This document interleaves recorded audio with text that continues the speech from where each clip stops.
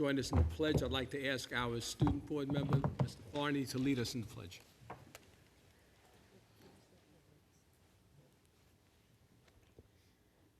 To the flag of the United States of America and to the republic for which it stands, one nation, under God, indivisible, with liberty and justice for all. Thank you. We have our roll call, Mr. Gorski.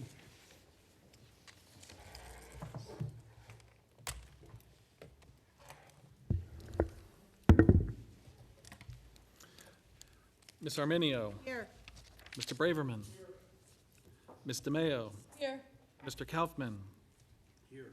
Mrs. Kolpanowicz. Here. Mr. Nothstein. Here. Mrs. Carino. Mr. Ryback. Here. Mr. Russo. And Mr. Rutsky. Mr. Board President, you have a quorum present this evening. Thank you very much. Let's move to approval of the minutes. Before we do that. In accordance with the provisions of the New Jersey Open Public Meetings Law, the Monroe Township Board of Education has caused notice of this meeting to be published by having the date, time, and place thereof posted March 11th, 2016 at all schools, the Home News Tribune, the Cranberry Press, and filed with the clerk of the municipality. Thank you. Now we'll move to the approval of the minutes. Do I have a motion to approve the Public Board of Education minutes of the meeting of January 13th, 2016? Do I have a second? Okay, any discussion? Could vote? All in favor? Aye. Opposed? Abstain? Recused? Motion passes. Can I have a motion to approve the minutes of the closed session meeting, January 13th, 2016? Motion. Second? Second, okay. Any discussion? Could vote, all in favor? Aye. Opposed? I don't hear you, folks. Opposed? Abstain? Recused? Motion passes. We'll move to our student board members' report. Try not to spill this water. Okay, so the first thing I have is the girls' basketball team won the Central Jersey Championship. The entire school is really proud of their work and wishes them the best of luck in the future. The Winter Color Guard placed first at a competition at Hatboro Horsham High School late last month.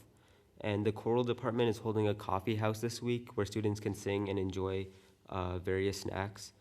And my last thing is the academic team has advanced to the finals at the Bright competition and is competing for first place next week. This year's Mr. Monroe competition was recently held, which is a fun-spirited competition among some of the seniors in the high school. This Friday, FBLA will be holding its second karaoke night, which will serve as a fundraiser in order to help provide scholarships for seniors and send students who qualified to the national conference. At the DECA State competition, there were several members who qualified as finalists and a few who qualified for the International Career Development Conference, in which they will be competing against students from all 50 states, DC, and over 8 countries in their respective events. This Sunday, the Youth and Government Pre-Legislative Conference was held, which consisted of several hundred students from across the state of New Jersey engaging in a mock session of the state government, this leading up to the conference in April. And finally, the Student Growth Advisory Committee met in order to discuss the concern of the increasing student population. At this point, it's more of narrowing it down between some of the options that we have, as well as presenting challenges and advantages for each of the options that were proposed to the administration for further consideration. Mr. Board President, that concludes my report. Thank you both very much. And now I'd like to move to the presentation and public hearing for the preliminary 2016-2017 school budget. And for that, I'd like to turn it over to Dr. Kozak and Mr. Gorski. Gentlemen. Thank you.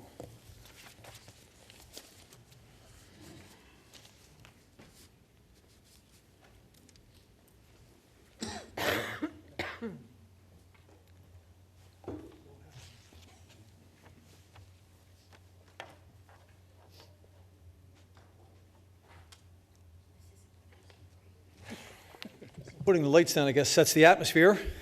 Good evening, everyone. As you know, it's my honor to present the 2016-2017 budget. along with my esteemed colleague, Mr. Michael Gorski, our business administrator. Dr. Albeck is on district business and unfortunately could not be here tonight, but she's with us in spirit. I'd like to start out by, for the public's point of view, just to introduce the members of the Board of Education.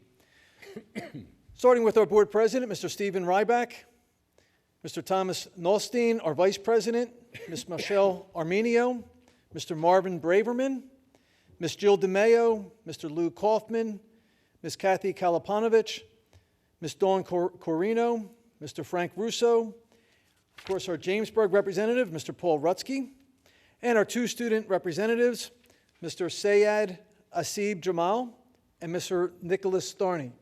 Did I pronounce it correct? Okay, all right.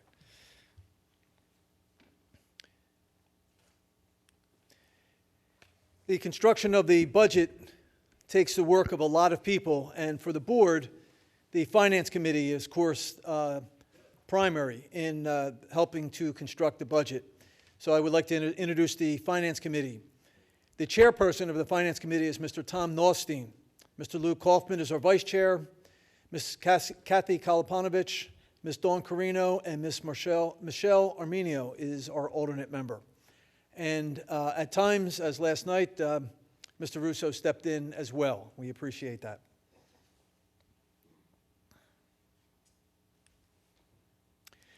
Our vision statement is the Monroe Township Board of Education commits itself to all children by preparing them to reach their full potential and to function in a global society through a preeminent education. The mission statement is the Monroe Public Schools, in collaboration with members of the community, shall ensure that all children receive an exemplary education by a well-trained, committed staff in a safe and orderly environment. And our district goals. Goal number 1 is to develop a plan to recommend to the board to address enrollment growth and facilities needs and to begin implementation of the board-approved plan. Goal number 2, expansion of two-way communication with all stakeholders in the Monroe community, including but not limited to the utilization of constant contact, social media, and in-person meetings. And our third district goal, to complete an external audit of the special education program from kindergarten through 12th grade to ensure continued delivery of the highest quality services to meet the needs of our children in the most cost-effective and efficient manner possible. Our board also develops goals, and the board goals are, the first goal is to have 100% participation on the board's self-evaluation and the superintendent's evaluation. Goal number 2, to provide support for the board-approved plan for enrollment growth and facility needs once the plan is developed and moved forward. And goal number 3, to review the board committee's organization and structure process. Brings us to the executive summary. Our role is, I'm not going to read this exactly off of the slide, but I'd like to elaborate rather than read it to you. You can all read it, and either now or whatever time you would like to. But our role as educators is to meet the needs of the students. I believe we met that obligation in this budget. The programs that we are providing in this budget are comprehensive and rigorous, which will prepare our students for college and a career. One of the challenges that we face is our growing or our increasing student growth, which adds approximately 250 to 300 students per year.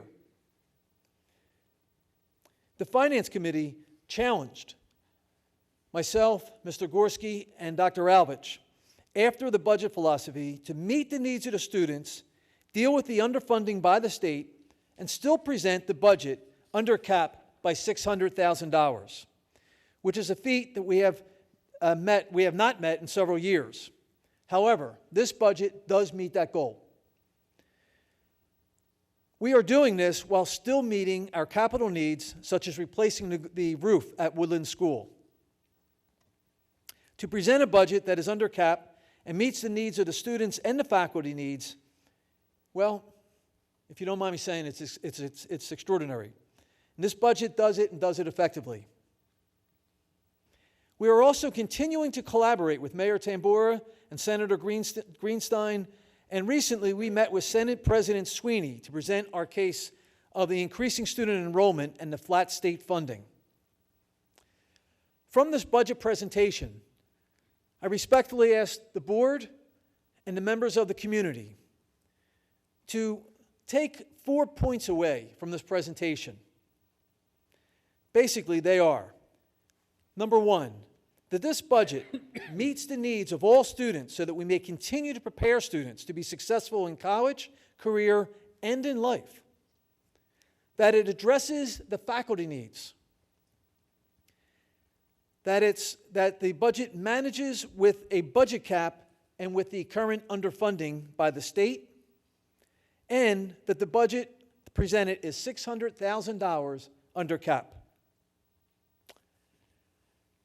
With that, I would like to turn the presentation now over to Mr. Gorski. Thank you.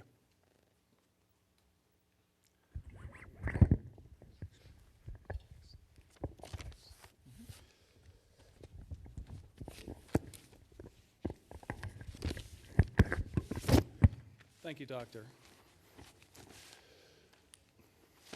Key budgetary considerations for this year. Number one, this theme is a carryover from previous years with increasing student enrollment. We have a slide coming in a few that will really impactfully present to you how our enrollment has grown over the last 8 years. Plus, we are doing our job by having projections for the next 5 and the next 10 years. And the rate of student growth is only going to intensify. We have aging facilities. A number of our facilities need roofs, windows, HVAC systems, and large items. Your Board of Education has been very responsible and has included in every budget in the last 7 years, at least, a capital outlay project including renovation of the Monroe Township Middle School, renovation of Applegarth School when it was closed and reopened, and numerous roof projects. Dr. Alvick could better speak to the core curriculum content area, but there are numerous expenditures throughout the budget, including replacement of textbooks and additional staff to meet the core curriculum content area requirements. The first item, increased student enrollment, is leading to larger student-teacher ratios. We're becoming uncomfortable at the middle school and at the high school. And we currently have an ad hoc committee for student growth, which is addressing that for a longer-term solution. Keep in mind, the budget is only a 12-month financial plan. But we are hitting that at both ends and addressing that so that we don't lose any children in an overcrowded classroom or overtax a teacher so that they could teach to their full potential. We had met over the summer for a budget philosophy meeting.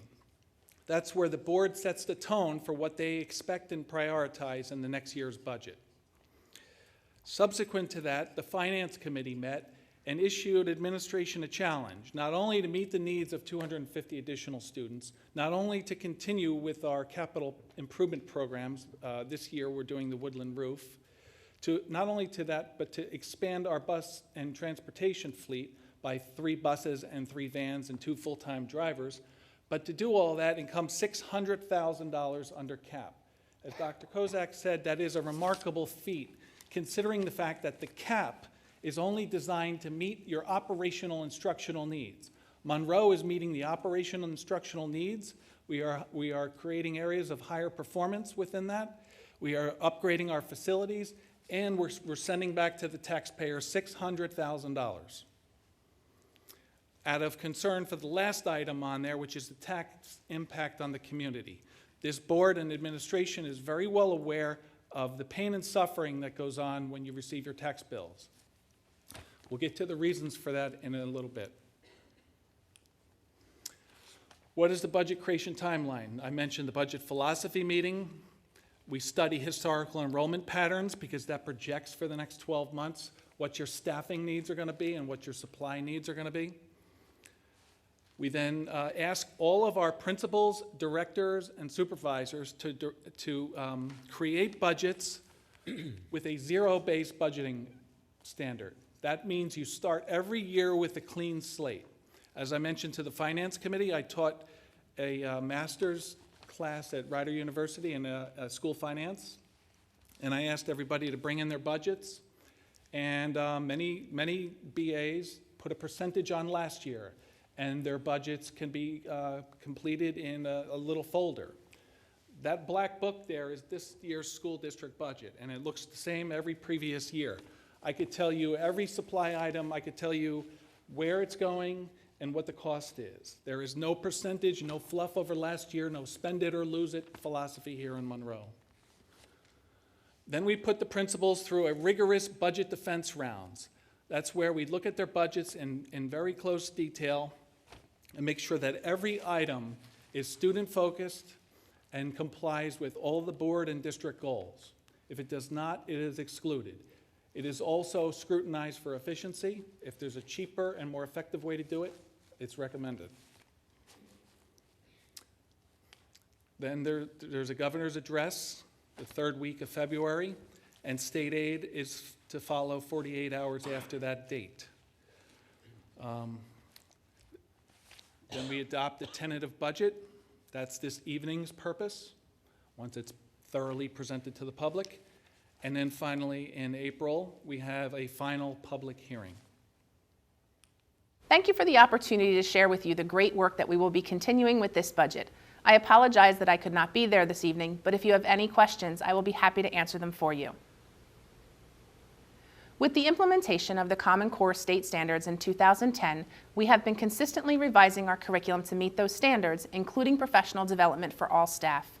Each summer, we consider which curriculum need revisions and are mapping our curriculum for vertical alignment. Our English Language Arts program for grades K to 8 includes a balanced literacy approach, which includes reading, writing, speaking, viewing, and listening components. Monroe teachers utilize a combination of direct instruction and workshop models to implement balanced literacy. This ensures that we are meeting each student at their level and planning instruction for individual students. Wilson reading and the decoding strategies are used for students in elementary special education programs for those students with decoding deficiencies. In grades K to 5, students are taught math standards through the Envisions math program, and grades 6 through 8 utilize Connected Mathematics program. Both offer our students real-life, authentic problem solving while instilling the skills necessary to achieve the higher levels. This year, we are incorporating the Common Core standard-aligned versions of our programs. This year, we are required to implement the next generation science standards in grades 6 through 12. We have been planning for this transition over the last several years and are ready to design curriculum and instruction for implementation in September. Grades K to 5 will be implemented the following year. Each school offers students the opportunity to participate in hands-on science programs, including our school gardens. Many schools have partnered with community groups and Boy and Girl Scout troops to build and enhance our gardens. We have also received 2 grants to help fund these efforts.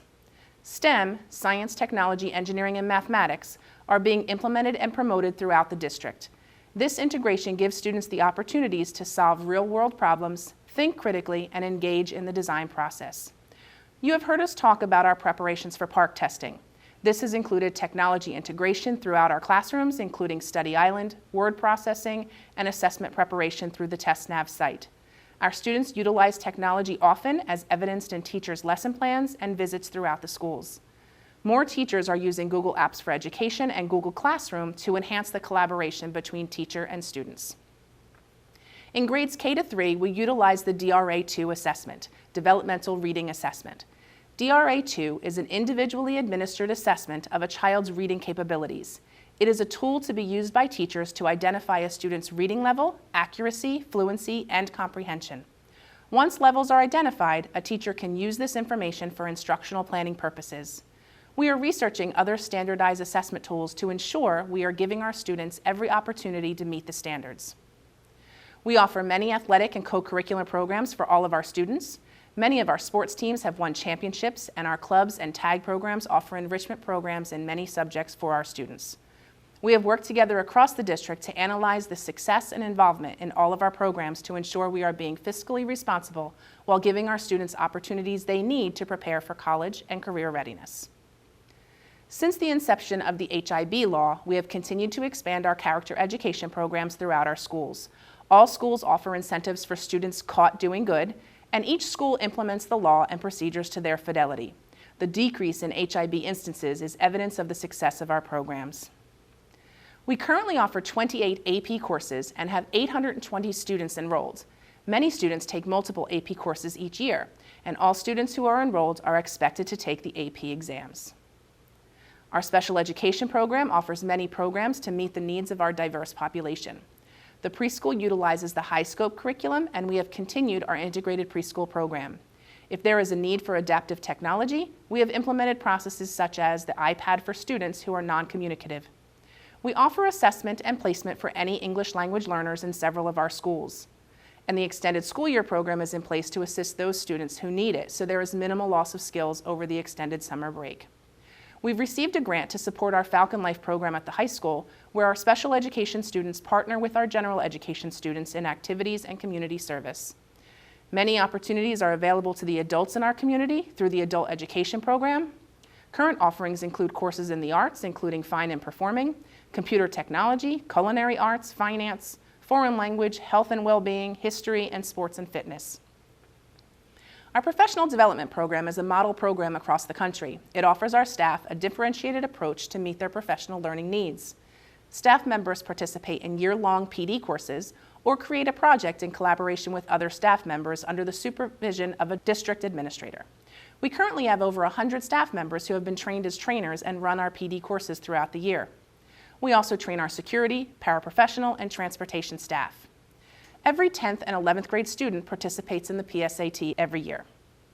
AVID, Advancement via Individual Determination, teaches skills and behaviors for academic success, provides intensive support with tutorials and strong student-teacher relationships, creates a positive peer group for students, and develops a sense of hope for personal achievement gained through the hard work and determination. Students apply to become a part of this program, which runs from grade 6 through grade 12. AVID strategies are best practices for all students. So this year, we've incorporated these strategies into our professional development courses so that all teachers have access to use them with their students at all levels. These are just some of the wonderful opportunities for all of the students in our schools. Great things are happening every day in our district. We have been incorporating STEM activities and technology throughout the grades. Schools are growing gardens and learning about the world around them. Our extracurricular activities are flourishing and our teams are succeeding. Students are challenged at all levels and our teachers and administrators are hands-on. We continue to have a growing fleet in transportation and our facilities are being used around the clock. With all of the programs and support that we offer our students, we have received multiple accolades. The 2014-15 graduation rate is 97%. This is a great achievement. 86% of our students attended college, 3% attended career and technical schools, 2% entered the military, 5% entered the workforce, and 4% were undecided. As I mentioned on the previous slide, 820 students are currently enrolled in 28 AP courses and will be taking the exam in May. The average scores of MTHS students who participate in the SAT and ACT score higher than the state average. Monroe Township School District is one of 10 districts in the state of New Jersey that has been recognized in Innovate NJ. Innovate NJ is New Jersey's initiative to support innovation and practice by fostering sharing and collaboration, cultivating projects, and convening practitioners and partners. We have been recognized for our one-to-one technology integration at the high school, our AVID program, and our world language blended learning environment in grades 3 to 5. Innovate NJ is inviting other districts to participate in this endeavor, but we were one of the first districts to be recognized. Monroe Township High School has been recognized as a transformative school. The first annual Transformative School Awards recognized innovative high schools that utilize alternative learning and technology to modernize the educational experience. The awards celebrate technology, innovation, and alternative learning in America's high school classrooms. MTHS exhibits an incredible focus on technology as a learning mechanism and has set a bar for connected classrooms.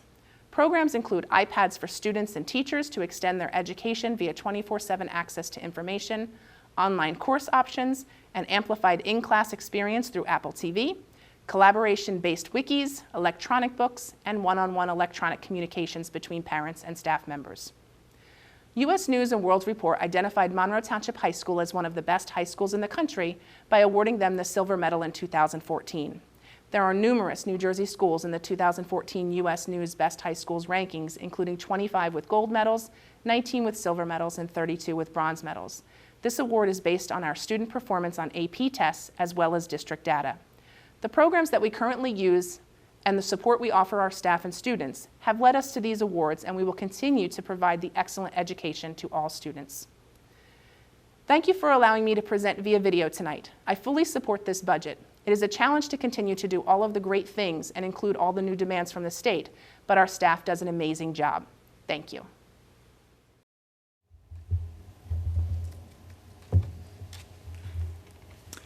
As Dr. Alvick mentioned, we are expanding our bus fleet with 3 54-passenger buses, 3 24-passenger vans, and 2 full-time drivers.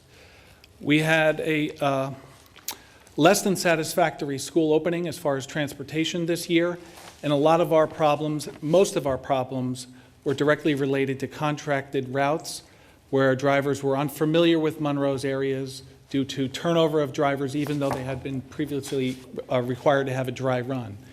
By bringing back these runs in district, we can assure better service and more continuity of driver and service. As I mentioned before, also in this budget is a $1.2 million woodland roof replacement project. The picture on the left shows an aerial view of the woodland roof, and it's all being replaced. What looks to be somewhat new is that black area, but that is nothing more than a rubber membrane tarp that was put on there for a 5-year temporary pause in the water leaking so that we could address it through the budget. Key facts on Monroe state aid. There are 2 types of state aid. The first, equalization aid, is a type of state aid which is the largest type, and it's designed to support a district's adequacy budget. The state requires that every student receive a free and thorough and efficient education. That is provided by a district's adequacy budget. There are 2 metrics that determine how state aid is distributed through equalization aid. It is based solely upon wealth, which is the aggregate filings from your New Jersey 1040s with that 4-digit municipal code, and also the valuation of ratables from your particular town. Both of those metrics in the state's determination require that Monroe receive 0 equalization aid because the state deems us to have the wherewithal to provide their full adequacy budget. We have addressed this with state officials, and we're going to talk more about that in a little while. Categorical aid is the second type of state aid. This is based upon different categories, and you qualify based upon number of special education students for special education aid. Your transportation aid is determined by your transportation efficiency rating, which is part of a large fall report that's prepared by our transportation department. By the way, our transportation rating is the highest in Middlesex County and among the highest in the state, and qualifies us for the largest transportation award. However, that's not what we receive, because all the categorical categories, transportation, special education, security aid, and more, are phased out for the amount of monies that the district is over adequacy, spending above what the state hypothetically has determined that a prototypical school should cost. And furthermore, it is phased in over a 5-year period. State aid in the 16-17 budget only represents 3% of the total revenues to support the school budget, and that's one of the lowest state aid per pupil ratios in the county.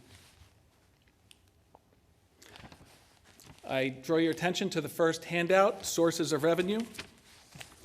That's where all budgets begin, by identifying what revenue sources you have for the next year. We were set up extraordinarily well in the 16-17 budget year because of incredible efficiencies created in the 14-15 budget. That was the year that was just audited, and there were numerous accounts where we spent less than what we appropriated or recognized revenues greater than what we had budgeted. The aggregate of those two creates a aid surplus called excess surplus. And that carries over 2 years from 14-15 to 16-17.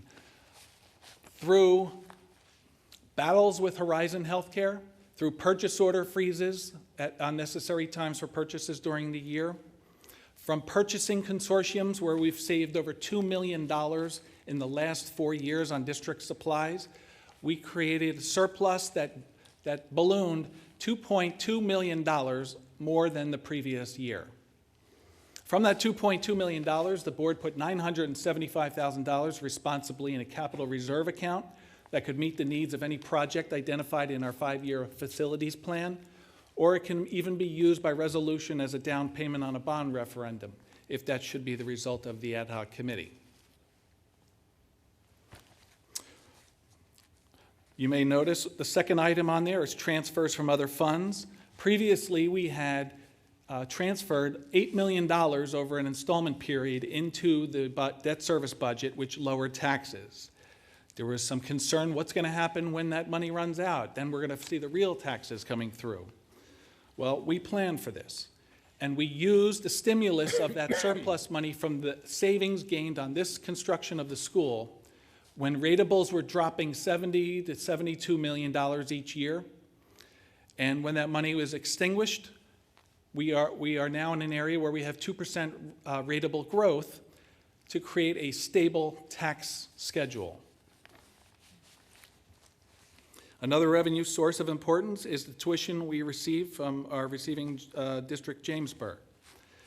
To meet the obligation of the indebtedness and in the spirit of the agreement, Jamesburg has aggressively budgeted more tuition than what could be reasonably accepted from the agreement, and that will lead to paying off that obligation sooner. We have every confidence that in the 7-year period, you will see major gains in the reduction of that number if it's not completely extinguished by then. State aid is a very disappointing category. There's another handout I'll get to in a minute, but we received an increase in state aid this year of just about $15,000 net. Despite what you read in the papers, our net state aid increase from the different categories was only an increase of $15,000, basically the cost of what it would be to take on one additional student, not the 250 to 300 that Dr. Kozak alluded to that we're expecting before.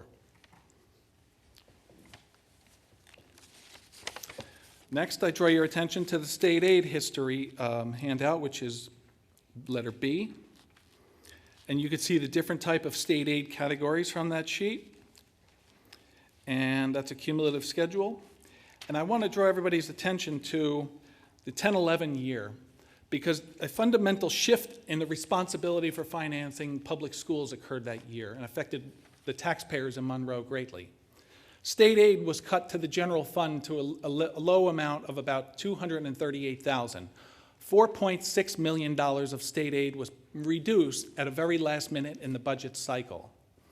The state put in a crafty provision allowing districts who didn't have enough time to manage a $4.4 million cut right before the preliminary budget was supposed to be done, to roll that into the local tax levy to sustain their programs.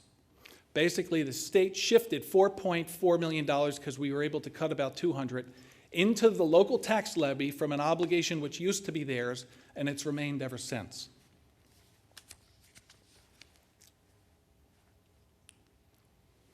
This is a pie chart of what makes up our miscellaneous revenue category. Our schools are used throughout 24 hours a day, 7 days a week. We have a lot of revenue coming from use of building fees. We have solar energy credits from the Oak Tree School. Adult education program brings in about $25,000. Our transportation director aggressively seeks transportation jointures which is a fancy word for sharing a ride with other districts where we may have kids going in the same place to save money. Preschool integrated program brings in about $90,000 of revenue. Interest comes down to about $10,000. Sports admissions is about $30,000. And we recycle every product that has no use here in the district, and that is projected to bring in $88,300. This is where the budget begins, with enrollment. And according to our demographer, the 16-17 school year is expected to have an increase of 258 students. And ladies and gentlemen, I'll tell you that's a very conservative number. We're expecting more along the lines of 300. This is an analysis of our enrollment over the last 8 years. We picked up 1,330 students over the past 8 years. Students drive budget cost. This slide shows the disparity between our enrollment growth and state aid. As you could see, in the 10-11 year, state aid dropped to an incredible level, including debt service aid of $860,000, but the general fund only had $238,000 of that money to spend. And then there was a dead cat bounce where it's about $3 million now, and it's stayed there ever since, despite the growing enrollment. Our state aid is 39%, almost 40% less than what it was 8 years ago, despite the fact that our enrollment has grown over 25%. Where does the money go?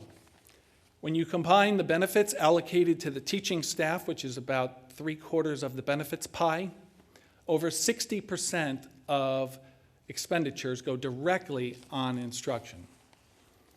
Transportation's about 5.5%. Other is maintenance of plant and facilities, 7.69%. Grants, capital projects, administration's 2.8%.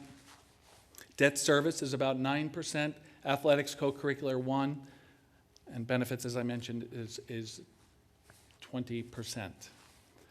I could talk for an hour just on the benefits line item in the budget. It's one of the most material line items.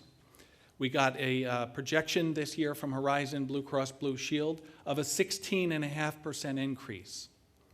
Through aggressive negotiations, through competitive contracts from AmeriHealth, who's in Monroe and would love to get in here, we got alternate quotes and went back to Horizon and negotiated the 16.5% increase down to currently 8.5%. That's a savings of $1.7 million from the initial proposal, and we're not done yet, and we're not going to be completed until late July when we have to finalize the schedule. We're waiting for claims information, and we're going to present every argument we can to negotiate health care down to a manageable number. Last year, health care net on the budget was about 3% increase. This year, we're looking at about a 7% net increase. Through the fruits of the negotiation labor agreements, all staff now are paying Tier 4, Chapter 78 rates up to 35% of their health benefit costs, which total $3.4 million to reduce that category. This year, we have an offsetting amount to that because there's a need, which a lot of it has been pent up over the last few years, to hire 22 additional staff, the majority of which are teaching members, and all those full-time staff are required to have benefits. The unions have negotiated 2 cheaper health benefit plans, have negotiated out our Cadillac plan, which was the traditional health plan to save money. Co-pays have gone up every single year, and staff is truly pulling their weight with health benefits. Where does the money go? It does not go to administrative costs. I can assure you that from this chart. Despite the fact that the county limit for administrative spending grows to this year $1,990 per pupil, Monroe's per pupil spending has decreased for the last 3 years.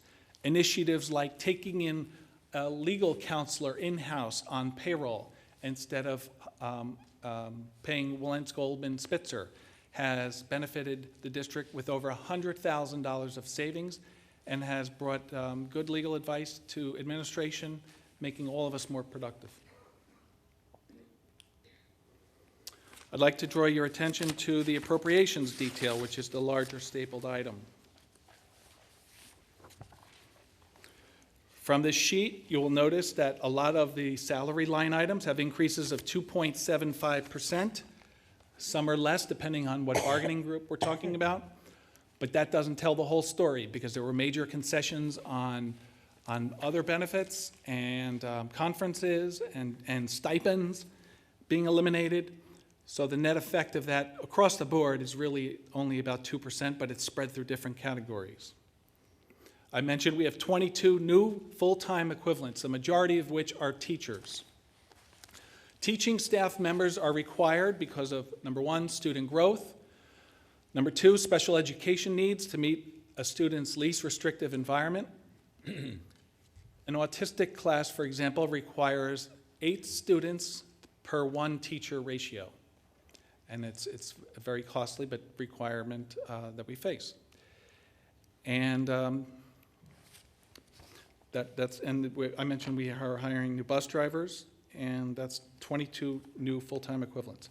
A lot of these were truly needed for the past few years, but have been deferred and cannot be deferred any longer. The middle school, which is where we're seeing the most congestion, is getting a full team of teachers, which is a total of 8. 3 54-passenger buses, 3 24-passenger vans, 2 drivers. We are replacing bleachers at the high school and a $1.2 million roof replacement project at Woodland School. What you should draw from this report is the amount of negatives that you see throughout in various categories. That's a result of very meticulous, zero-based budgeting at its best. Healthcare is under control, and Dr. Kozak and I and the administrative team are very pleased with the appropriation detail that we've presented tonight. I mentioned before how our district is harmed by being over adequacy. Adequacy is a hypothetical model that the state created from state officials, retired superintendents, members of the public, to design what a typical school should cost, what a typical school labor agreement should consist of, how many special ed and at-risk students this typical school should have, and they project, based upon your number of students, an adequacy budget. This year's budget for 16-17 reduces our over-adequacy budget spending by 32%, a decrease of $4.3 million. That will make us more eligible for categorical aid going forward and demonstrates the efficiency created in this budget. We have numerous cost savings from shared services. Our fine food service department, led by Mrs. Mitrosak, who's here, provides lunches to the Academy Learning Center to share costs. We recycle everything that's possible, and that brings in extra revenue. Transportation services with jointures, I mentioned before.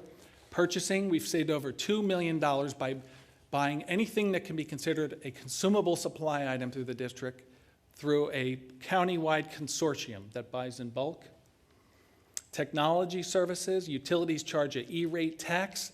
We apply for that tax money to come back as an offset of our technology purchases, and we get about $100,000 a year from E-rate. Insurance coverage, I mentioned before, plus we pool our risk in the New Jersey School Boards Association Insurance Group for property and casualty. And we have growing alliances with the municipality to save money for the taxpayers. The tennis courts are being restored on Schoolhouse Road at a cost of $300,000, and there's 2 potential land donations that are on the table that are being studied by the ad hoc committee. The municipality and the school district recognize that whether it comes from the left pocket or the right pocket, it's coming from the same taxpayer, and we're coordinating our efforts to reduce the burden. What factors influence the tax rate? Number one, indisputably, is state aid.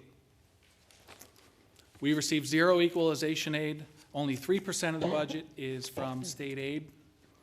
And if we were to have a reasonable amount of state aid, If the state was even to fully fund the formula that they designed to support schools, we would have a tax reduction put through that would make your head spin. Fund balance applied. This is one of the factors that administration can control by aggressively managing the budget and recognizing every revenue possible, sharing every cost, and creating efficiencies. Ratables is the aggregate property valuables through the whole township. And fortunately, they grew over 2% for the 16-17 school year, which basically means that there are more people sharing the tax levy, which makes everybody's individual rate lower. And finally, but not last, is increased student enrollment. That has had a great effect on appropriations. I mentioned last year that I went through 3 years of those budget books there that you see, and we have a lot of detail in there, and I was able to create a list of every appropriation that has to do with student growth. When they are aggregated and removed from the budget and the tax recalculated, last year we would have had a 0 tax increase for the 3-year period, had it not been for the effects of growth. How does that affect your pocketbook? We're doing all these wonderful things. Student performance is growing. Last year's budget increased 4.5 cents. This year's budget, with all those additional items, by going under cap through all of the gains that we had in budget efficiencies and excess surplus, which carry over to next year, as I mentioned, 3.5 cent increase. The 10-year mean or average increase for the school district is 7 cents. This year's budget for 16-17 is half the mean, a very attractive rate of increase. How does that affect an average assessed home? Last year, an average assessed home of $309,000 went up $138.44. This year, that burden of increase is reduced to $108.66, significantly less, and that's on an average assessed home this year of about $306,000. Now, of course, if you live in a more extravagant home, maybe valued twice that, then you would simply multiply that increase by 2, and then there would be as much as $216 for a home assessed above $600,000.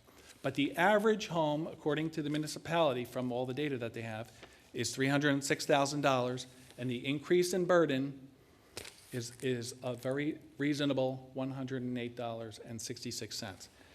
The school district budget has not been below cap since the School Funding Reform Act of 2008, and this is truly a remarkable feat, in my opinion, to be at this stage and give $600,000 back to the community, to take $1.1 million at least and repair the facilities that belong to this community, meet the needs of all students coming in, and there are very diverse needs and very costly needs in the special ed categories, and to do so with a very below-the-mean reasonable tax increase. I would like to thank everybody, and especially the Finance Committee and the administrative staff who contributed to the development of this very complex and sophisticated budget. I will now read the resolution, then the board will deliberate on the resolution, and then we will open it up to a public forum. Thank you.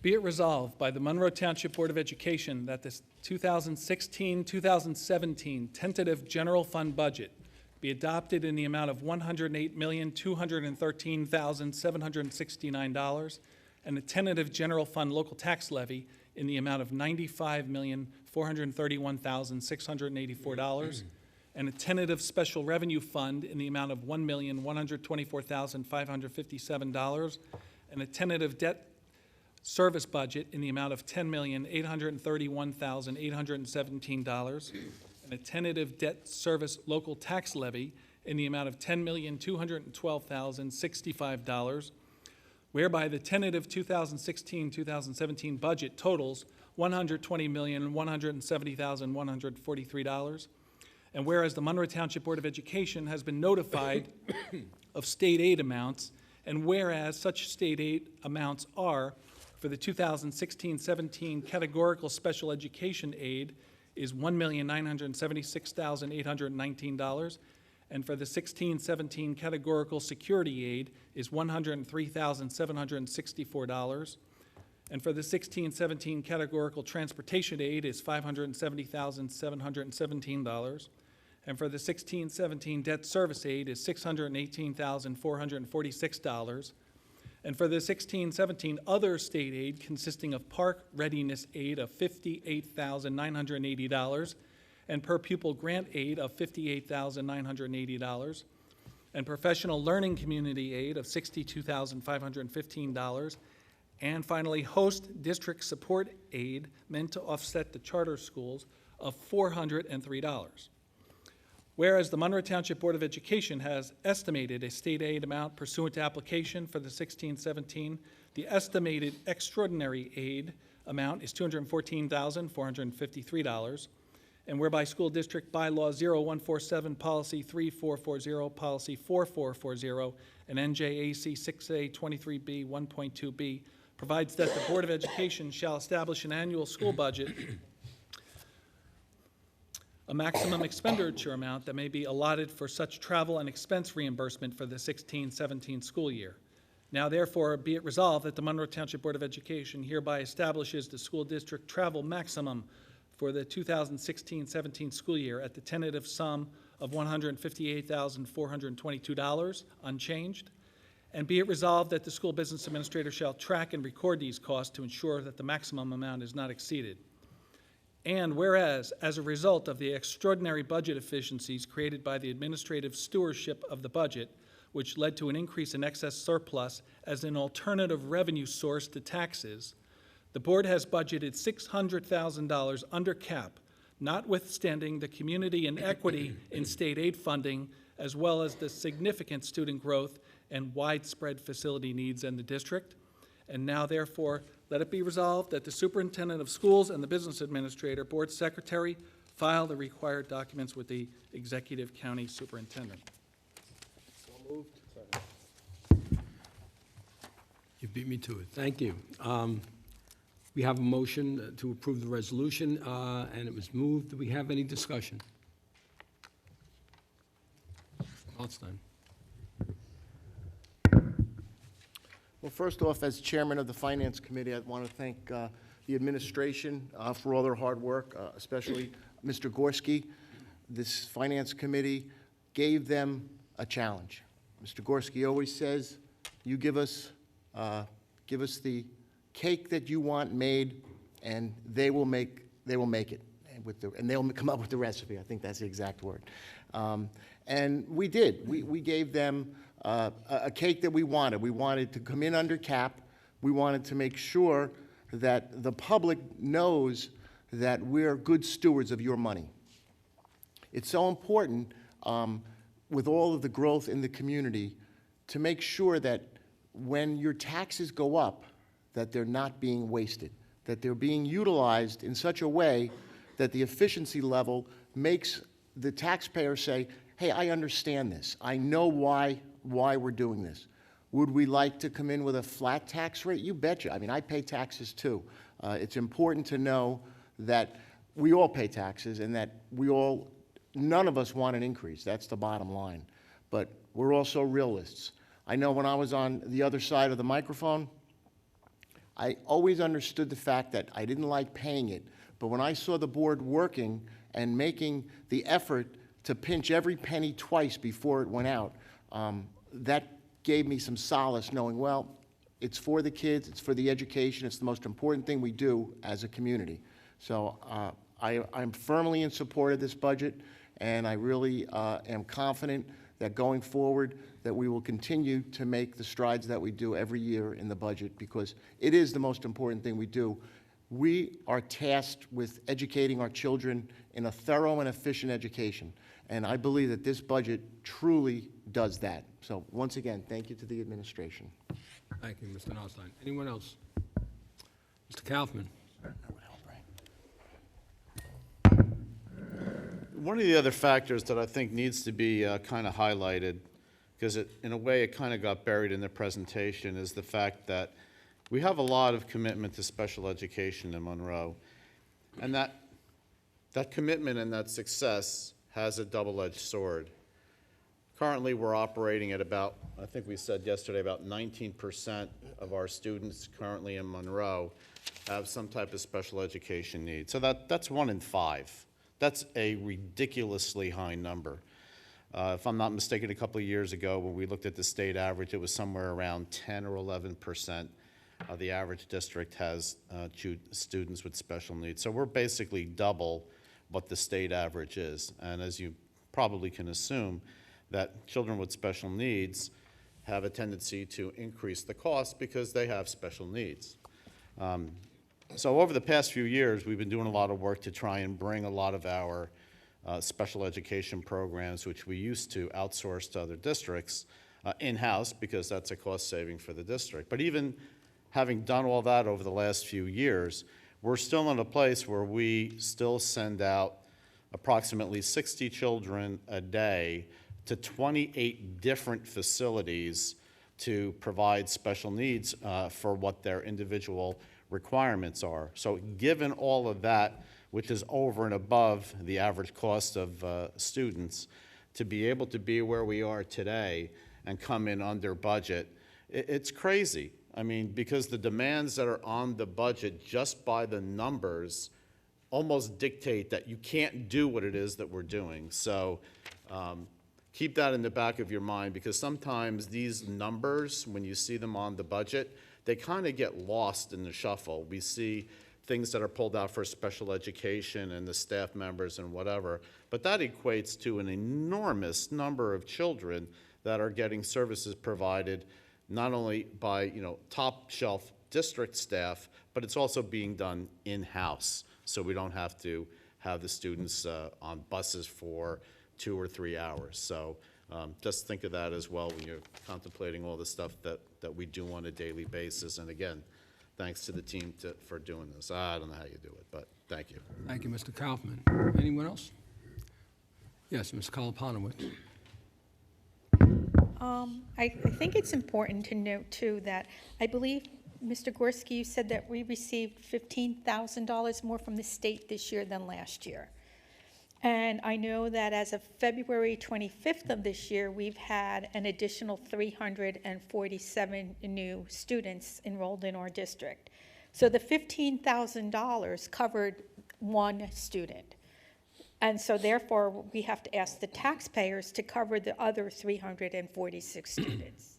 And that's not fair. I also noted that we are receiving almost $500,000 less this year than we did back in 2009 and 2010. And over that period of time, we've added approximately 1,200 students. So we're adding a lot of students, we're not getting our fair share of tax money, and we're obligating our community to pay for all our new students. So I just thought that was important to note. Thank you, Ms. Koloponowicz. Anyone else? I'd like to chime in and just to support what my colleagues have been saying. It's miraculous, I have to use that word, to have a budget that meets the educational needs of this district so that we can keep surging forward the way we're going, especially with the new numbers of students that we're seeing every year, and yet come in $600,000 on the cap. It's a credit to our administration, Mr. Gorski, Dr. Kosak, Dr. Alvick, and certainly to our financial committee. I congratulate all of you. I know we're sitting here all in wonderment in how we're able to do this, but I guess we have the right people working in the right places. So we were able to do this, and it was a great accomplishment. Thank you all. Ms. Arminio. I too am appreciative of the efforts that have been put in by the Board of Education and the staff especially. With the amount of residential housing and construction going on in Monroe in enormous amounts, and that residential construction obligates the community to pay for more and more students, on which and the staff does a very good job in welcoming. But I do need to point out that we are in a very rapid growth period with, and it's difficult for the Board of Education to plan, but everybody is really pitching in and doing a wonderful job. And so I'd also like to thank the budget round participants. As Mr. Gorski and Dr. Kozak has said, the principals and supervisors and school administrators all got together and actually, I think, did a very, very good job and made sacrifices I'm sure that the board is unaware of because we don't really micromanage those issues. But the administration has heard our budgetary needs and has done a very good job. And also, when I was on the other side of the aisle, I also worried about the spending habits, because it's about spending. I think it's been over a decade now that we haven't received adequate state aid, so I've always been concerned that we really need to concentrate on what we do in-house. And I would like to thank and acknowledge some of the decisions that have been made by the board, but also the recommendations of the superintendent and Mr. Gorski. He brought in a fabulous, I have to point this out, and I'm sure I'm leaving out a lot of other things, but he brought in a fabulous attorney for us, an in-house attorney, that has been absolutely wonderful and has reduced our costs greatly. And I know that administrators have pitched in, and even the teachers and staff that have changed their benefits and had to incur some of the costs. So they've shared the pain with all of the residents.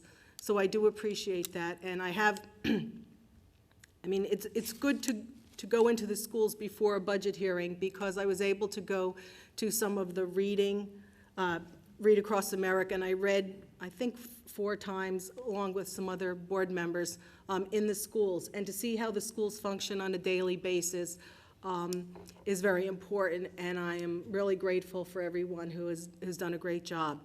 And the budget reflects a lot of hard work, so I appreciate Mr. Gorski and Dr. Kozak and Mr. Notstein, who I think is brilliant on the Finance Committee, so I'm very grateful for his efforts, and I rely on him a lot to explain things to me, so I want to say thank you. Thank you, Ms. Arminio. Anyone else? In that case, we're going to have a special public forum right now just on the budget. If anyone from the public is wishing to come up and speak, you'll have 3 minutes, time limit, and also I just ask you to state your name clearly and your address. Is anyone from the public wishing to come up and speak to the budget? Not seeing anyone, we can go to a vote. Mr. Gorski.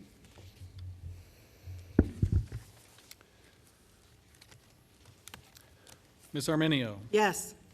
Mr. Braverman. Yes. Ms. DeMayo. Yes. Mr. Kaufman. Yes. Mrs. Koloponowicz. Yes. Mr. Nustine. Yes. Mrs. Carino. Yes. Mr. Rybeck. Yes. Mr. Russo. And Mr. Rutsky. Yes.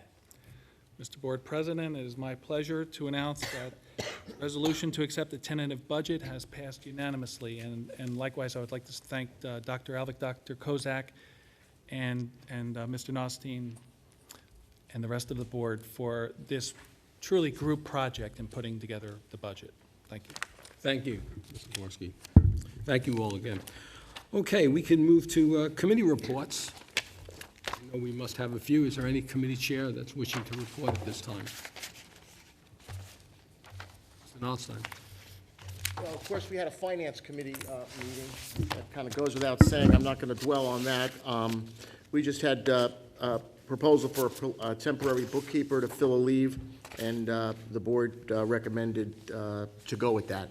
I'm going to defer to Mr. Braverman. We did have a building, grounds, and transportation. Will you be giving a? No, you can go right ahead. Yeah, okay, that concludes my Finance Committee Okay. report. Now you want to do the BG&T? Yes, I'm the vice chair of that, and I wasn't sure if he was going to do it or not, but obviously, if you're not going to do it, I'll do it. We went into a little more details on the township land donation on Route 522 behind the firehouse. There was some discussion about how that land was given to or potentially given to the Board of Ed.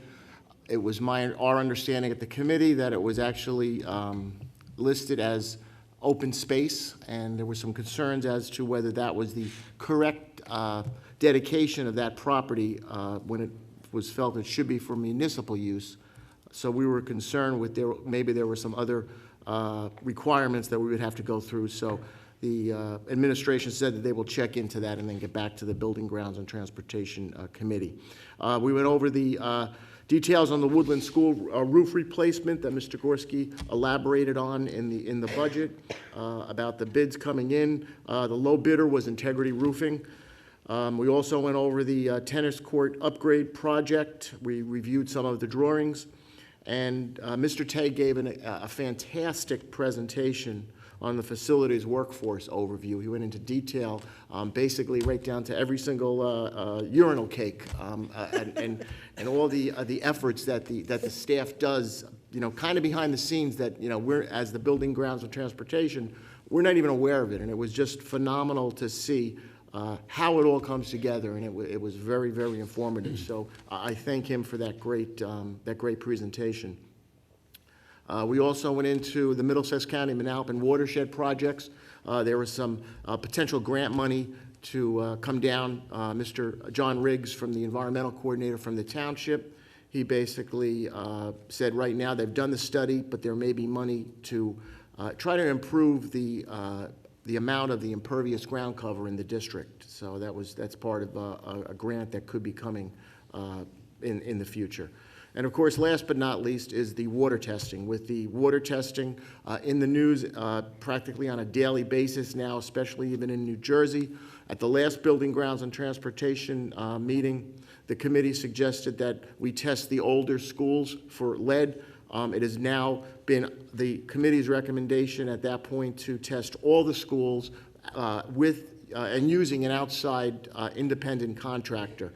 The MTUD, the Monroe Township Utility Department, is also going to be doing the same sampling, the same testing, using a different lab. So we're going to really, since this is such an important issue, we're going to have two independent labs, two independent samplers taking these samples and then coming up with the results, because we want to make sure that the integrity of the testing proves the results are the same no matter who does the testing. So that was also something that was tested, and I think I see something here, I think, to recommend that for tonight on the agenda. So, and that concludes my report, Mr. President. Thank you, Mr. Nosley. Any other committee report? Yes, Mr. Mayo. The Student Growth Advisory Committee met on Monday, March 14th. This is our third meeting. From previous meetings, we had identified 5 possible solutions to the growth problem we are experiencing. This meeting, we took those solutions, we broke off into groups of 4 or 5. We had about 8 groups, and we looked at each possible solution. Every group created pros and cons for that solution. And, we got to comment on all of them. We presented them to the group. The administration now is going to take those, consolidate them. They're going to go back and do some rough estimates on the cost of each of these solutions. That will probably take them, we're giving them to May to do that. They're going to come back in May and give us some cost estimates, and then we're going to review them again. So the next time we meet is in May. Thank you, Mr. Mayo. Could I just ask a question on that committee report or no? May I ask a question? Oh, absolutely. What are some of those potential solutions, or are we not going to? No. Some of them were split session, in addition to the high school, a new K-12 elementary school. K to 8, excuse me, K to 8 elementary. K to 6. K to 6. You're confusing me now. K to 6 elementary school, and possibly, what? A 4-5, and am I missing one? 5-6. And a 5-6. A 5-6 school. Thank you. 4, 5, 6, 7, 8. Bingo. 5-6 was 5-6. It's 5-6. Mr. Nunzi, as soon as those minutes are typed up, we'll put them in Google Drive as well. Any question, any other question? Any other committee chair? Ms. Arminio? Okay, the policy committee met, and we did go over several policies. There are policies tonight that we're going to put on, I think, for a first reading, and then there are policies for our second reading this evening. Policy 143 point, it's not actually a bylaw, thanks to Mr. Tharney's involvement. It is a bylaw, not a policy, and it has to do with student representation to the Board of Education. One of the things that was just sort of stipulated by a recommendation from our in-house attorney is that the students can, serving on the committees, which we welcome the students as well as the public to come to committee meetings, they cannot, however, participate in a way that is in an actual deliberation fashion. So we had to just change some of the wording in that to match the next policy, which was also a bylaw 0155, which was board committees. So we also, on the board committees, removed a non-existing committee, so we would be consistent with the reality, and we removed a governance committee. The next regulation was 2431. A member of the public, Mr. Poi, last month mentioned a concern he had about the regulation for prevention and treatment of sports-related concussions and head injuries. That recommendation has not been put into this policy for tonight's reading, but we will be incorporating, it's not incorporated into this policy this evening, but it is under advisement and will be reevaluated by the policy committee. It was a good idea. The other policies are teachers and staff members' acceptable use of computers, computer networking, computers and resources by teachers and staff members. It's just standards that we just wanted to update and revise, and they are, again, all on the Monroe Township Board website. Family leave, which was mandated, it was this teaching staff members' family leave, and it's just a mandated policy that we, again, revised and are just hopefully approving this evening. Any question for Ms. Arminio? Thank you all. We now have our public forum, and this is to address the agenda only. If any member of the public is interested in coming up and asking a question or making a comment, please state your name clearly, your address, and you'll have a 3-minute time limit to do that. Mr. Boyd.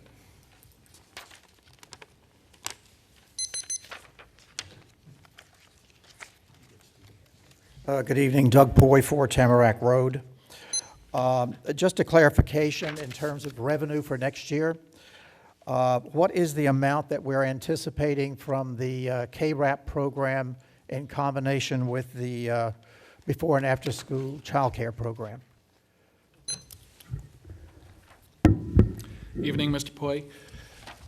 Those 2 proprietary programs that you just mentioned are not part of the overall budget. They are separate enterprise funds. I was pleased to present an interim financial statement for both, and I'm going by memory now, but for the 4 months of the year where we reported, ECE had a net income of about $40,000, and the new Falcon Care program had an interim profit of about $100,000. So both funds are doing well, and we're pleased with the results. They have exceeded our expectations, but again, they are not part of the school district budget, which just consists of the general fund, special revenue fund, which is grants, NCLB, IDEA, capital outlay fund, and debt service fund. Thank you. Then how, or at least clarify for me, how those funds get expended going into the future, if they're not part of our operating budget? We had prepared a business plan for both of those activities, and through adherence to that plan and constant management of the financial statements, we actually just met this week administratively and recommended that the revenues and the prices be addressed for next year. And we'll report on that at the next Finance Committee meeting. Okay, I still have a question. I'm sorry about that. I was under the impression when I was on the board that the money generated from that proprietary fund would help reduce or would be considered or used as revenue to the budget. But it sounds as if what I'm hearing tonight, that's not the case. That's an excellent question, and you're mostly correct. It was recommended by the Board of Education to allow these programs to develop some roots and some foundation in the form of retained earnings, also meeting the obligation of paying off the loan to the general fund. And at such time that each of these has ample retained earnings, then it'll be our recommendation that the Finance Committee study the use of that extra money. Okay, thank you. One other comment, both in the budget presentation as well as in a comment made by one of the board members, it's mentioned that student growth is somewhere in the vicinity of 250 to 300 students per year. And yet, when I look at the student enrollment data that's in the agenda tonight, and that has been in the past agendas for this past school year, I see that the growth over the past, well, from 1 month to the same month a year ago has been about 150 students. So I just find that a little confusing, and I want to raise that issue because when we're talking about student growth in the community, we're seeing one thing in the agenda, but we're hearing other things when members of the board or administration are commenting on it. And that's just a comment. But on state aid, do I still have time? Yes, 2 minutes. On state aid, I did some calculations based on the figures available on the New Jersey Department of Education website, and I think it might be informative to the public, if not to members of the board, to share some of that information with you briefly. For each dollar in state aid that Monroe receives, Marlboro receives $4.11. That's for each dollar that we receive. East Brunswick receives $6.35. East Windsor, $6.60. Manalapan Englishtown, $7. South Brunswick, $8.35.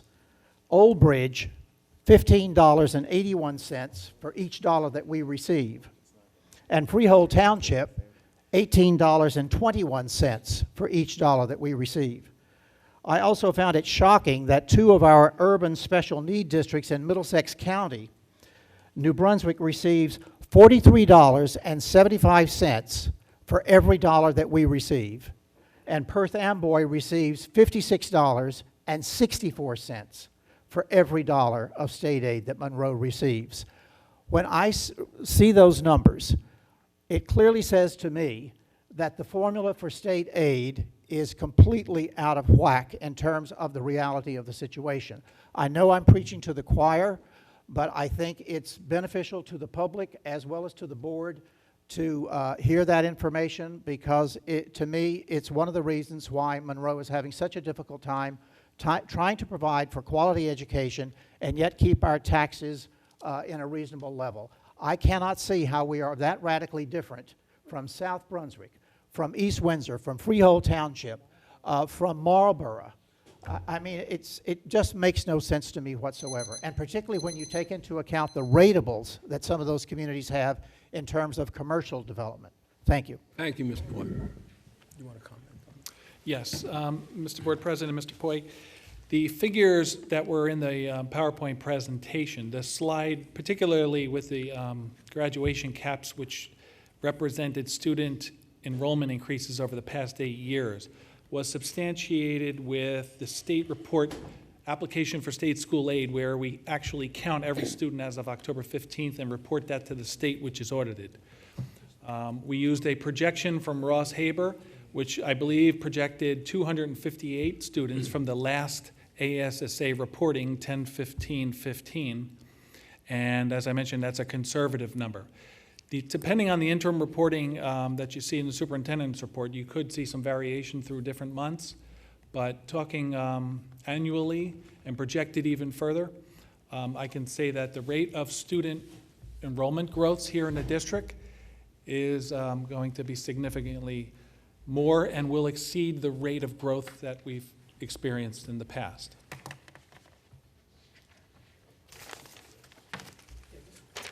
Just briefly, Mr. Boyd and others, with regard to the enrollment, I know we have an enrollment breakdown on the agenda, and there's also, I received monthly reports, and I have a report stating we had 28 students in the past month.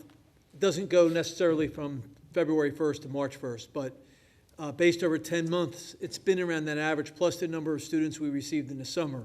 So I think when we add all that up, that's where we're coming up with the numbers for the year. I'd like to mention also, Ms. Poi, about state aid. This Board of Education has not, and certainly with our administration, has not stopped lobbying our legislators for more state aid. We certainly addressed every one of the inequities that you mentioned. I know you know that we're fighting for this, and I want you to know that we haven't given up, we haven't stopped, and I'm going to ask Mr. Gorski to just add to my comments a little bit. Yes. It's my pleasure to announce to the public that through the efforts of Mayor Tamburo, Dr. Kozak, Mr. Ryback, and I met with State Senator Sweeney, and members of the Department of Finance, Department of Education, who were well-versed in Senator Greenstein, thank you, who were well-versed in Monroe's challenges in state aid areas. They knew a lot of our statistical information before I could even give them a handout. And although we were sworn not to divulge the intimacy of some of the conversations that we had, I think that Dr. Kozak and Mr. Ryback and I all feel comfortable that change may be coming, and it may be substantial. There's some conditions in the funding formula right now that are harming Monroe greatly, and those are the hold harmless and stabilization provisions. Basically, what that means is districts cannot receive more state aid because the state's coffers are low, so everybody gets the same amount as you received last year. That keeps large urban blocks stabilized without running the formula that way, but it very unintelligently harms Monroe, where we are picking up that much more responsibility and obligation from the new students, and we are getting less and less of a state aid per pupil ratio each year. I think our state aid per pupil number right now is about $450 per pupil, which is basically a couple texts.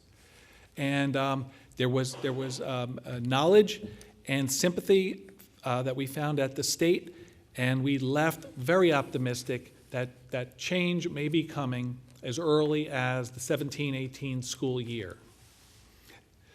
And finally, we have our own district-prepared legislation that was sponsored by Senator Greenstein. We found that a sobering information about that legislation is probably extended beyond its life and most likely is dead at this point. However, please be assured that we will continue to fight this. The state aid is the #1 financial issue that this district faces, and our legislators know us by name now. Thank you, Mr. Gorski. Ms. Masters. Hi, Corinne Masters, 9 Michaela Court. I just want to ask about the donation of the ukuleles. What are we going to do with them? Like, is there going to be like a strings teacher that's going to come in and use them, or what is the plan for them? I don't know. I don't have the answer for that. I apologize. I don't have the answer for that, but I will get the answer for you. Do we know somebody like who can teach ukulele? Like, we could use it as like an, like, you know, trumpet or trombone or It could be. A lot of high schools in the past couple years started to, some of the students start to have some ukulele type of clubs. There's a couple pretty popular songs, one by a group called Train and others that utilize ukulele, and I think that caught students' interest. But I will get an answer for you. It was just an interesting donation that they were making, so I just wanted to know if there was a plan for them. Absolutely. I think one of our administrators has an answer in the back. Ooh. Mr. Oh, Shea, wonderful. hasn't This is the wonderful thing about having administrators. They're ready to come up with the answer. Thank you. Good evening, everyone. The ukuleles were donated to us, and they were identified by one of our music teachers at the middle school. And given the nature of our sixth grade general music cycle, the ukuleles were deemed to be a little bit more adaptable to the situation in our music cycle, which meets in a limited basis, very short amounts of time. And we found it to be very popular in middle schools for musical instruction and more conducive to the schedule, which is limited, as opposed to learning the guitar. And we are very grateful and fortunate that we were able to come into this donation, so we're excited about that. So they will able to take it as a band name? Oh yeah, they will be learning it. And we found that it is a little bit less complex than the guitar. And given the time constraints of the sixth grade music cycle, it was a little more conducive to that schedule. Okay, but it's only for the kids to take the music cycle then? That's right, the kids that are enrolled in the sixth grade music cycle. Okay, so if they're already in band or they're already in chorus for the year, then they won't have the opportunity? That's correct. Okay. All right, good. Thank you, Mr. Morato. Hope that clarifies. Thank you. I did. Okay, thanks. Anyone else from the public? Not seeing anyone else, we could move to the superintendent's report. Okay, thank you, Mr. President. There was a question last month regarding student concussions and head injuries, and I did some research and worked with some of the staff members who were kind enough to provide the information. And for the 2015-16 school year, up from August until now, we've had 20 diagnosed concussions. We've had 6 students that were sent for evaluation but not diagnosed with the concussion. We are following the new procedures outlined by the state diligently and making sure that students get the proper treatment, the assessment, and when they are ready to come back by, when they receive medical clearance, there's a 5-day period where they slowly work their way back. So they might walk a couple laps one day, maybe work on a stationary bike another day, but we are very on top of that to make sure, student safety is very important to us. Okay, so with that, I just wanted to answer that question that was posed last month. Because of the budget presentation, I know you'll be disappointed, but I did not present or prepare my normally long superintendent report, and our student representatives do such a wonderful job presenting what's going on in the schools. So with that, I would like to turn the personnel section over to our board president to discuss the personnel items and also the board action items. Thank you. Well, I'd like to have a motion to approve the personnel items A through GG. So moved. Second. Any discussion? Yes, Mr. Notstein. Yes, just a quick question on that concussion. Is that an increase, or is that, in other words, is that a normal number? For example, over the years, how many would we expect to see? That's an excellent question, of which I am not prepared to answer. However, it is an excellent question. But I would say that, the focus on concussions and safety, student safety, has really been heightened. Certainly through the media, through the NFL, through all different things, and that has, raised the awareness at the high school and the middle school level as well. So I don't have the data to support or to answer that question in an intelligent manner as to whether it's an increase or not. I would venture to say, without hard data, so take it with a grain of salt, that the number is probably higher than it was 10 years ago when concussions weren't really looked at as through the lens that they're looked at now. So, but I don't have it for the last several years. Thank you. Any discussion on the motion? Yes, just a quick clarification on personnel item I and J. it says that due to a resignation, there's a spring student and staff athletic manager's position for 50% of that position. Is there somebody else?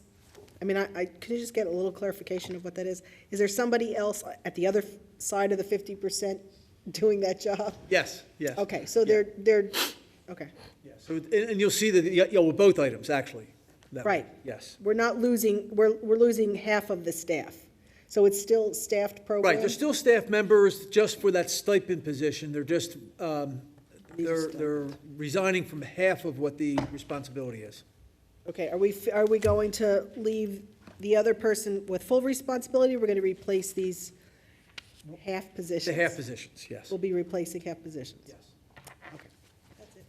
Any other discussion on personnel items A through GG? In that case, we can move to a vote. Mr. Gorski? Ms. Arminio. Yes. Mr. Braverman. Yes. Ms. DeMayo. Yes. Mr. Kaufman. Mrs. Kolpanowicz. Yes. Mr. Nostine. Yes. Mrs. Carino. Yes. Mr. Ryback. Yes. Mr. Russo. Yes. And Mr. Rutsky. Yes. Motion passes. Thank you, Mr. Gorski.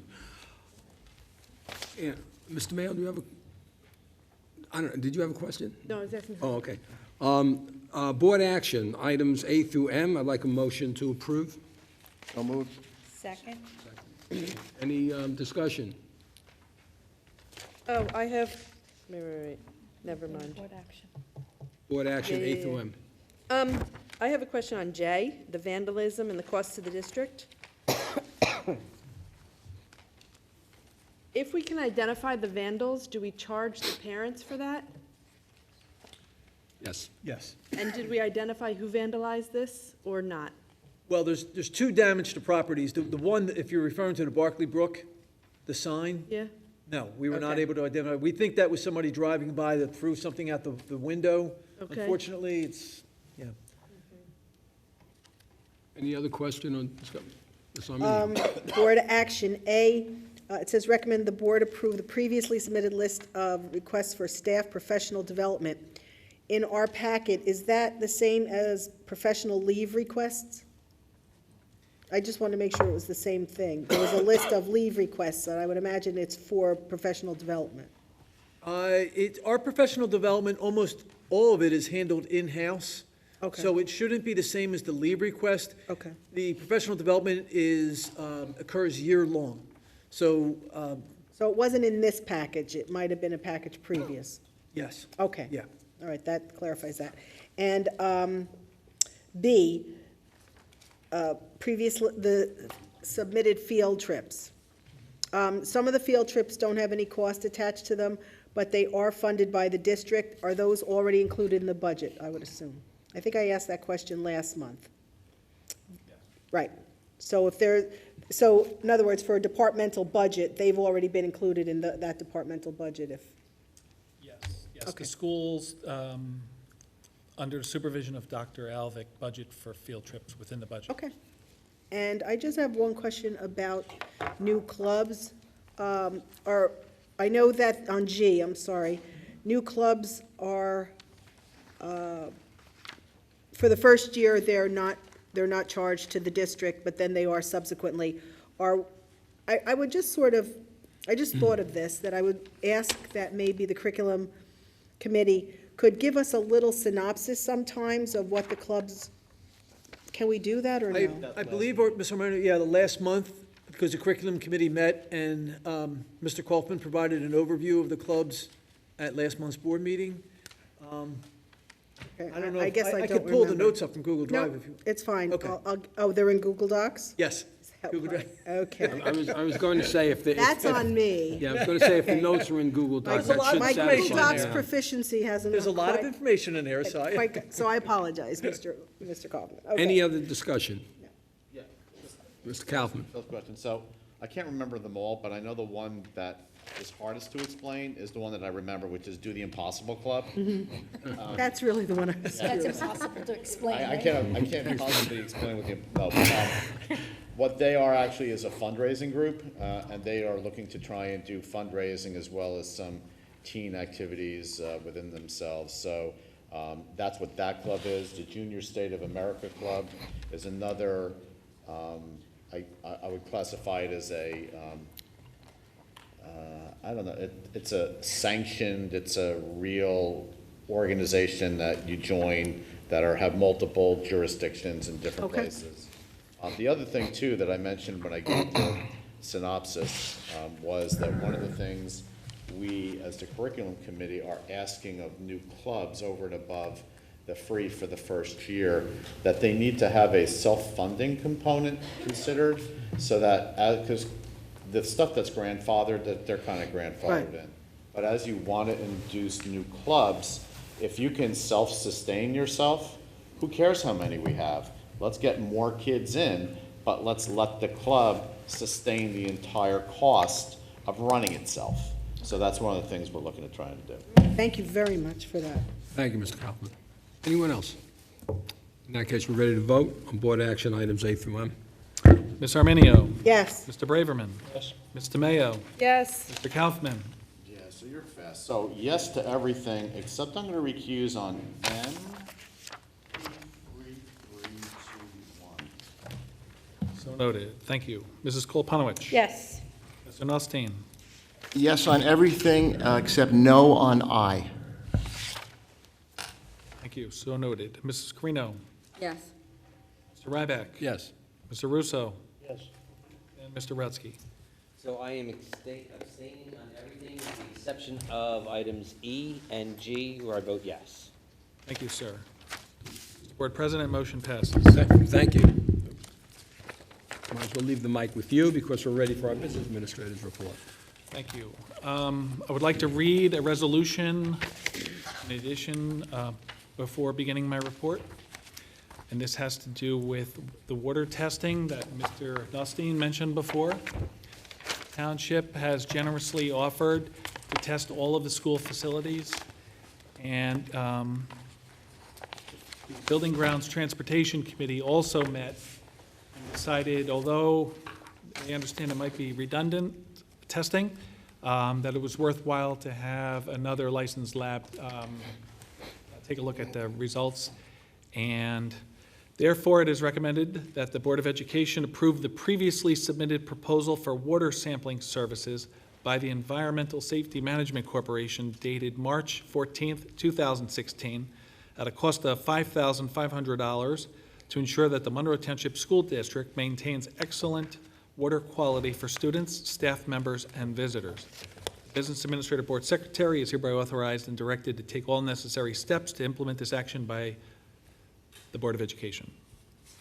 So moved. So moved. We have a second? Second. Okay. Any discussion?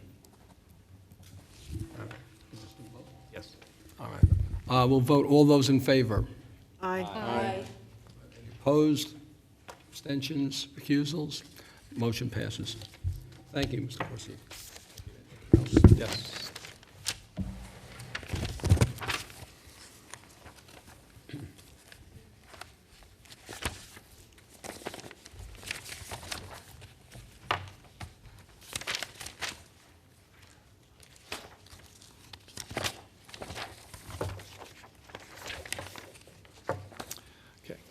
Mr. Board President and members of the Monroe Township Board of Education, it is recommended that board action items A through G be approved by consent roll call.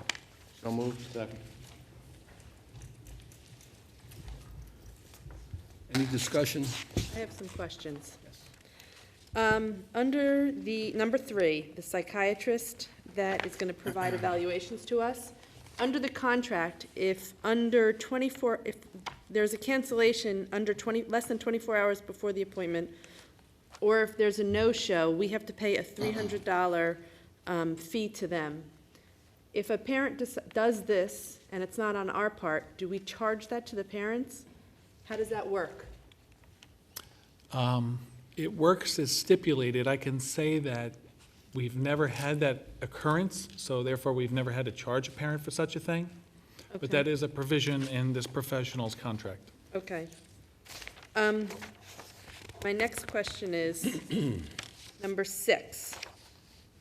Liberty Healthcare has switched part of our services to Epic Healthcare, and they will honor the pricing that Liberty Healthcare has set forth. How long are they honoring those prices for? This resolution is for 1 year. 1 year. Okay, thank you. Any other questions, discussion? We can vote. All those in favor? Aye. Oh, you want to take a roll call? This is a roll call on board action items A through G. Ms. Arminio. Yes. Mr. Braverman. Ms. DeMayo. Yes. Mr. Kaufman. Mrs. Koloponowicz. Yes. Mr. Nostine. Yes. Mrs. Carino. Yes. Mr. Ryback. Yes. Mr. Russo. Yes. And Mr. Rutsky. I abstain from everything with the exception of item A, number 4, and item D. Where you vote. Where I vote yes. Thank you, sir. Thank you for that reminder. Thank you. Mr. Board President, motion passes. That concludes my report. Now, we're ready for the Board President's report. A few things I want to touch on. I want to follow up on Mr. Gorski's motion. In speaking about lead and water, it's been in the news past couple of days concerning lead found in the water in Newark. I think it was approximately 30 schools. Last week, Monroe's superintendent and business administrator were called by the county executive superintendent of schools to attend and participate in an almost immediate dual county meeting with Middlesex and Mercer counties to address media reports about lead in school and also to identify communities at risk. Monroe was not an identified community at risk. But out of an abundance of caution, Monroe Township Utilities Department will be conducting township-wide testing of water at tap, including all schools, and we thank the township for that. But additionally, Monroe Township School District will separately conduct water tests by Environmental Safety Management, and I'd like to credit our Building and Grounds and Transportation Committee for their work and support in this matter. I'd like to address the district strategic plan, something that's on our district website. I noticed that it was updated in February 2015, and yet much has happened since then that I think might be looked at. I'm going to ask the administration to review it and update that plan. Sure. So we can all, the entire community can know exactly what we've been doing. Thank you. On a lighter note, I think Ms. Arminio referred to Read Across America. We had a lot of fun in reading. I know everyone who participated did, and I'd like to congratulate the parents, the teachers, and the school administrators for all their work. The girls' basketball team, Mr. Jamal, I think you mentioned that, and what I'd like to comment on is the sportsmanship. They showed great expertise in playing, but they showed fantastic sportsmanship. And I'd like to credit that entire team and their coaching staff for exhibiting such a wonderful sportsmanship. And finally, in talking about the ukuleles, I'd like to thank the Kayla Band Music Company for its donation of those 30 ukuleles, and also I'd like to thank Ms. Evelyn Kamerman for the donation of visual arts and supplies and materials. You know, the gift of music and art is something that will reap many benefits, and I'm sure all of it will go to good use for our students. Thank you. Any other Board of Education business? I have a few Mr. Mayo. things. Yeah. This past week, Mr. Snyder had a composer, William Owens, into the district, who worked with the children, I think at all levels. I know my son was at the middle school level, and he got to work with him.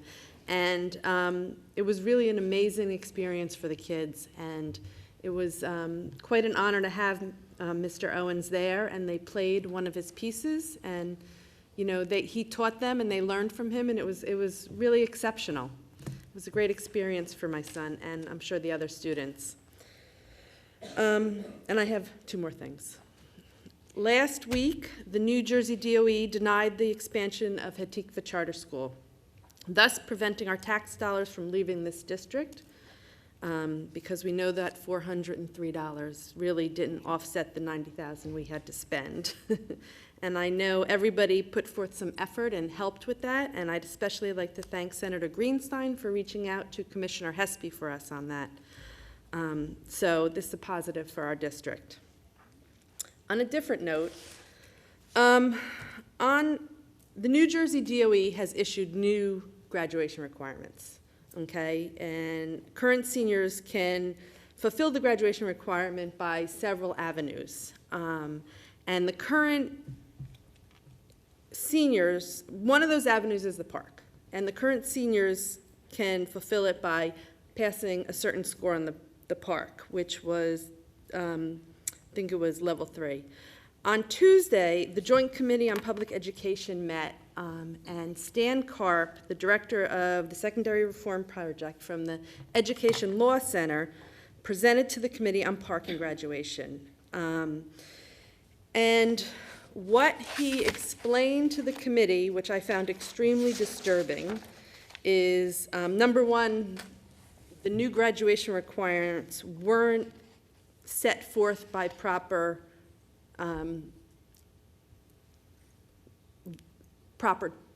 channels, I guess, for lack of a better word.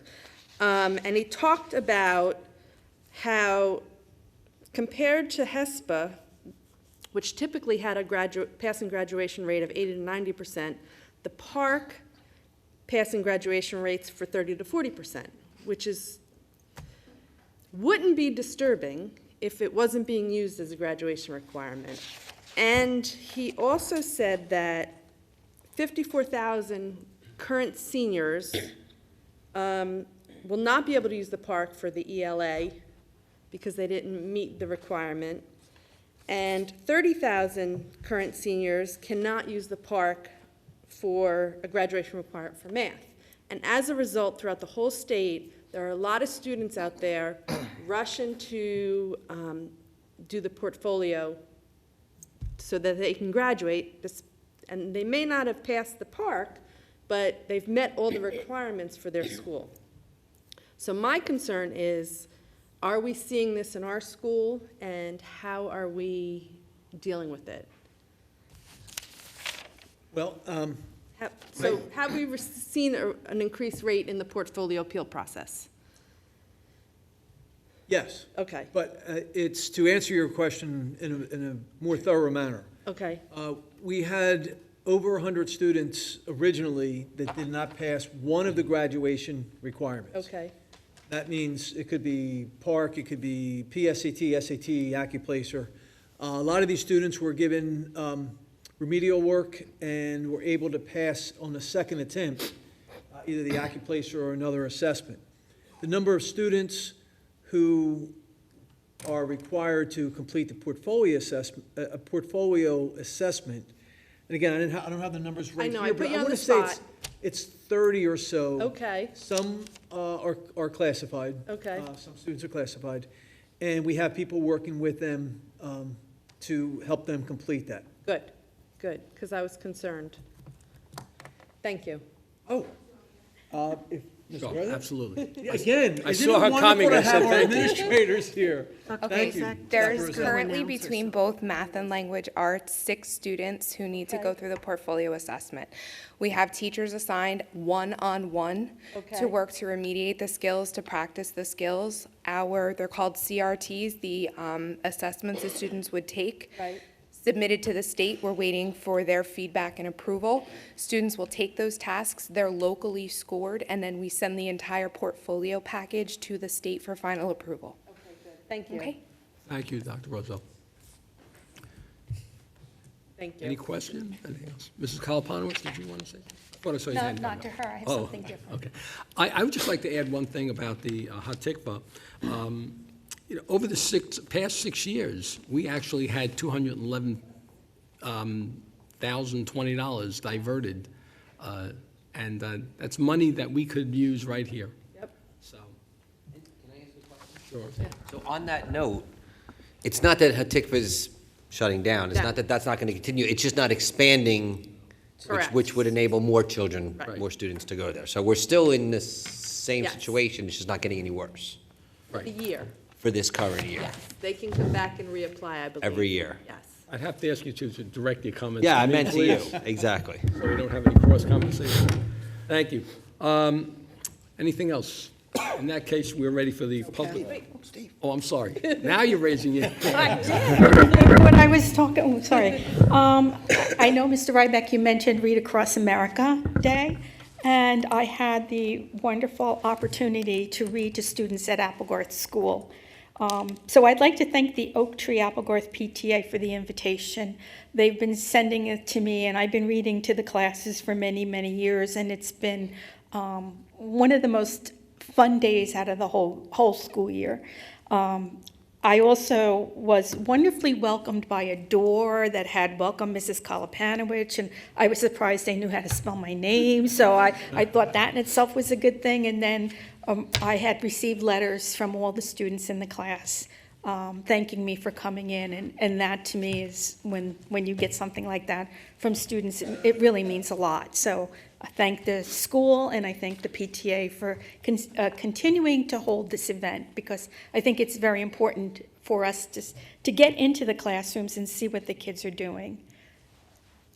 I received letters similarly from Mrs. Vyas's fourth grade class at Applegarth, and they all quoted Dr. Seuss. Yes, and they it was just do. incredible how well written these letters were, and the amount of depth of thought that was exhibited. Yeah. So it was a terrific experience. Nice to walk into a classroom where 25 kids are excited to see you. Yes.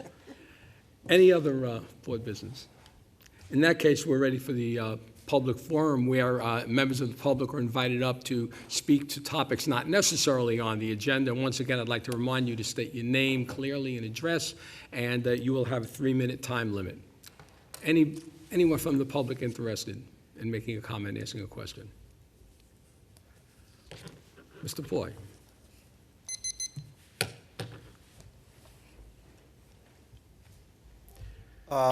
Something I wanted to call to your attention, as I was looking at the board agenda available on the... Sorry, Doug Poy, 4 Tamarack Road. As I was looking at the board agenda for tonight, and I looked at the attachments, I found the list of field trips available, which I was a bit surprised about, because I know many districts do not make that available to the public for purposes of student security and safety. I don't know if that's a practice in this district or not. I had not ever noticed it before. I did notice it this afternoon, though, and I was disturbed by that because, obvious reasons, it allows predators to know exactly when elementary-age children are going to be off-site, and possibly they would have access to them. I realize that rarely occurs, but at the same time, I think that's something that needs to be considered. On a more positive note, I attended an Empty Bowls brunch that was held at the senior center, the senior community center, last week. And that was put together by the director of the center, Bonnie Leibowitz, and one of our teachers from Brookside School, Mrs. Anthony. And I don't know how many of you are familiar with Empty Bowls, but the children make ceramic bowls, and then they are auctioned. The money that's raised from the auction of those bowls is then used to supply local food pantries and other areas within the United States for feeding the hungry. But it was such a nice opportunity, an intergenerational opportunity for members of our senior community to interact and see these young children from both Brookside and the middle school. And I complimented both Ms. Leibowitz and Ms. Anthony on such a joint venture as that, and I said it would be nice if we could find more ways to expose our senior community to various things that are happening in our schools. And I just wanted to mention that to the board in case you were not aware of that. And I believe the auctions for the schools will take place possibly in the month of May. So if some of you are available, maybe you want to auction on the money and contribute to a very worthy cause of feeding the hungry. All right, thank you. Thank you, Mr. Ploy. Any other member of public? Not seeing one, we'll go to our closed session resolution. Be it resolved that the Board of Education of the Township of Monroe hereby moves to go into closed session in accordance with the Sunshine Law, Chapter 231 of Public Laws of 1975, NJSA 1046 through 10421, to discuss the following subjects: harassment, intimidation, bullying. Following closed session, action may be taken. The discussion conducted in closed session can be disclosed to the public at such time as the need for confidentiality no longer exists. Second, okay, any discussion? Just how long do you think it will be, and that there's a public comment About 10 afterwards? minutes. In favor? Aye. Opposed? Opposed. One opposed? Any abstentions or recusals? Okay. Motion passes for closed session. Seeing none at this time, let me state that the next scheduled Board of Education meeting is Wednesday, April 13th, 7 p.m., right here in the high school. Ready for adjournment? Yes. Second. Second. Good vote. All in favor? Aye. It's unanimous. Thank you.